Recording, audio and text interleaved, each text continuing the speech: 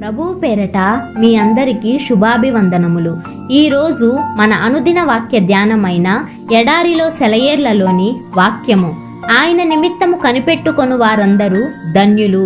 యెషయా గ్రంథము 30వ అధ్యాయము 18వ వచనము.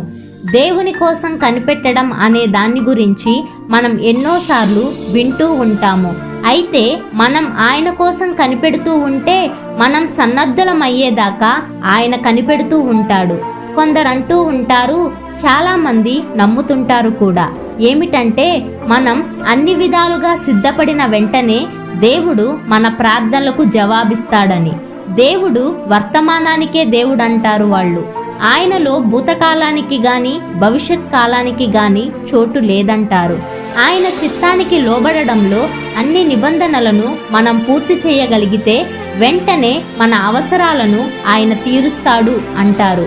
ప్రార్థనకు జవాబు దొరుకుతుందని వారంటారు. ఈ నమ్మకంలో చాలా వరకు నిజం ఉంది. అయితే ఇది నిజాన్ని ఒకే కోణంలో పరిశీలించినట్టుగా ఉంది. దేవుడు వర్తమానానికి దేవుడే అయినా తన వాగ్దానాలను తనకు అనుకూలమైన సమయంలో ఆయన నెరవేరుస్తూ ఉంటాడు. దేవుని ముందు ఉంచిన ప్రతి విన్నపము భూమిలో వేసిన ఒక విత్తనం లాంటిది.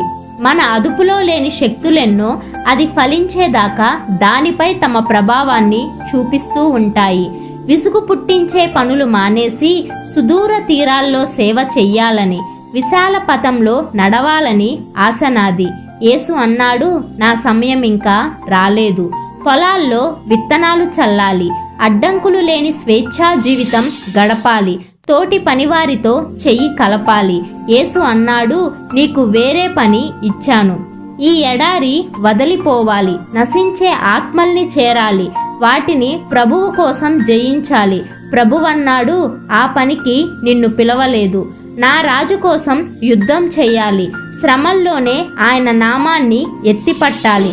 కానీ నా నాయకుడు నన్ను కదలనీయలేదు, ఇక్కడే ఉండి తన విజయ గీతాలు పాడమన్నాడు.